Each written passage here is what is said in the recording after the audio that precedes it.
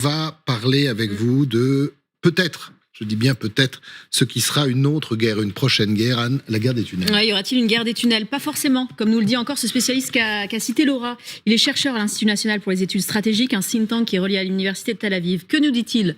Il ne s'agit pas de tuer tous les combattants ni de détruire toutes les roquettes et tous les tunnels. Il faut viser les centres de commandement. Une fois effondré, le Hamas sera paralysé. Il dit aussi la chose suivante: alors nos forces pourront progresser graduellement, mais je ne pense pas que nous entrerons dans les tunnels pour combattre. Emmanuel Navon, est-ce qu'on pourrait se contenter justement à un démantèlement des tunnels, mais pas à une entrée et à des combats dans les tunnels? C'est ce que disait aussi le général Desportes, qui disait je pense qu'on peut les détruire sans forcément y entrer, parce que ça serait le plus difficile. Alors, effectivement, il y a plus de 500 kilomètres de tunnels dans la bande de Gaza, une véritable ville souterraine. Entre parenthèses, le Hamas, depuis le 2007, a investi la majeure partie de ses ressources financières dans ses infrastructures militaires et non dans le développement économique de la bande de Gaza, mais ça c'est une autre histoire. Mais il est clair que d'un point de vue purement militaire, rentrer physiquement dans ces tunnels et mener des combats corps au corps, c'est quelque chose qui est un défi énorme pour Tsahal.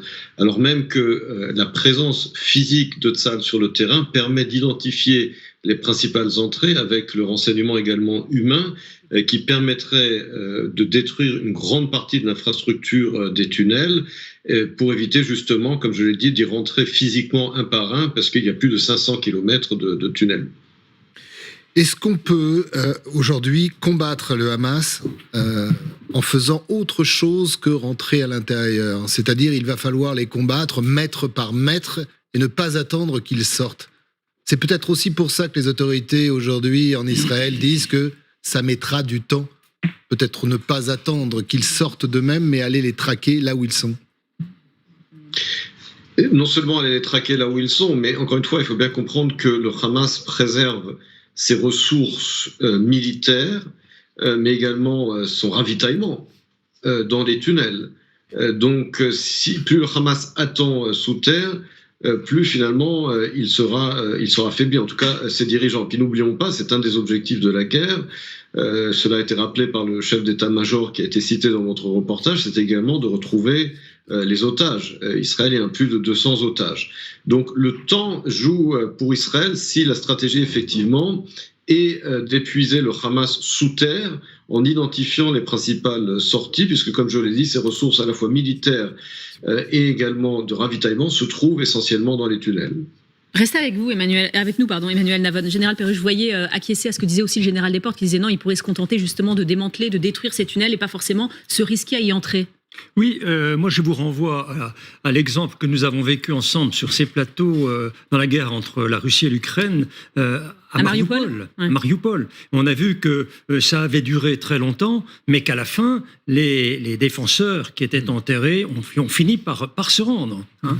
Alors, qu'est-ce que c'était moins structuré quand même, parce que c'était les sous-sols d'une usine, non pas une ville dans la ville. Enfin, je parle à ceux, sous le contrôle de ceux qui sont allés sur place. Chose égale par ailleurs. Oui. Non, juste la limite, je pense, de ce raisonnement, c'est que les combattants ukrainiens ne s'étaient pas préparés à combattre dans le complexe Azovstal. Oui. Ils étaient bien moins nombreux, et ça a quand même pris 3 mois dans cette configuration-là. Néanmoins, si on regarde bien la situation, pour le Hamas, il y a 2 postures possibles.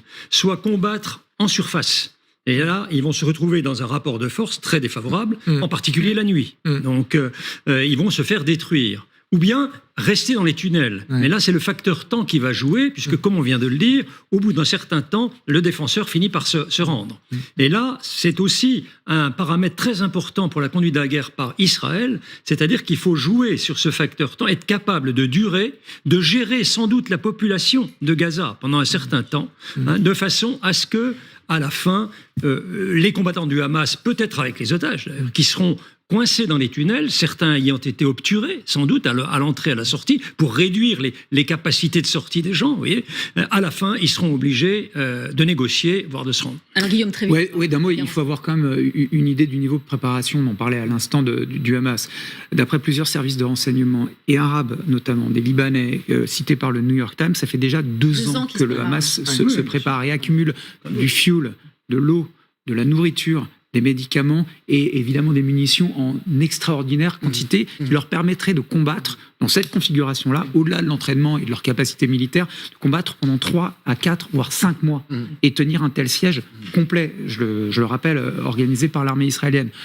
Donc on est vraiment dans une dynamique et qui recoupe encore une fois ce que les informations de l'état-major de l'armée israélienne nous disent. Ce sera une guerre longue, ça sera une guerre peut-être coûteuse. Ce que je note pour le moment, c'est que le système de progression pour le moment de l'armée israélienne fait en sorte de ne pas exposer au maximum les soldats. On fait état d'une perte pour le moment depuis que les incursions ont commencé, celle d'il y a 2 jours.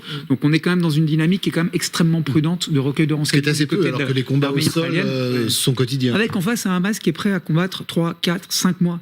Avec toutes les vivres accumulés dans les tunnels.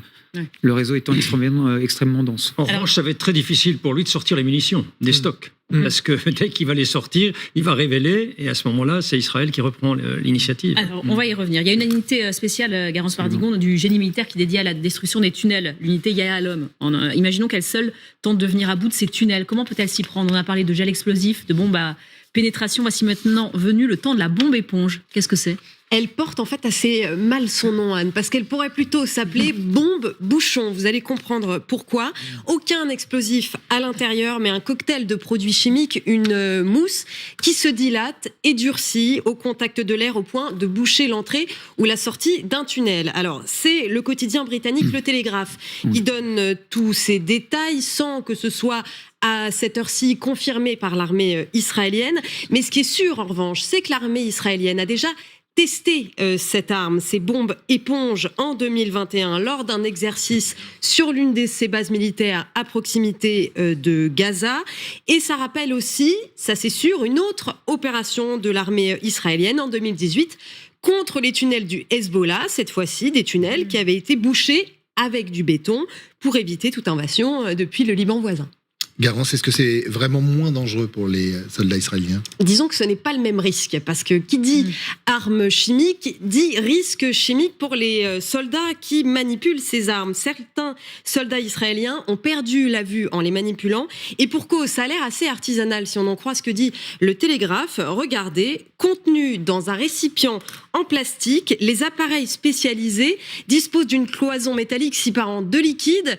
Une fois cette barrière extraite, les composés se mélangent au fur et à mesure que le soldat positionne la bombe ou la lance plus loin. On comprend qu'il y a quand même un risque, et puis on comprend aussi que les soldats israéliens seront obligés de s'approcher au plus près de l'entrée ou de la sortie de ces tunnels pour positionner ces nouvelles bombes. Merci beaucoup, Garance. Emmanuel Nevon, on peut imaginer que Tsahal utilise cette bombe éponge dont vient nous parler Garance, là? Oui, tous les moyens sont bons pour tenter de à la fois éliminer les combattants du Hamas qui combattent sous terre, mais également pour protéger les soldats israéliens et donc boucher les sorties des différents tunnels. Mais encore une fois, le renseignement humain est très important sur place puisque, comme je l'ai dit tout à l'heure, l'un de nos objectifs, c'est de sauver nos otages, et que par conséquent, la stratégie dans les tunnels consiste également à essayer de trouver ces otages et de les faire sortir, ce qui est évidemment un défi logistique énorme. Merci beaucoup, Emmanuel Nevon, d'avoir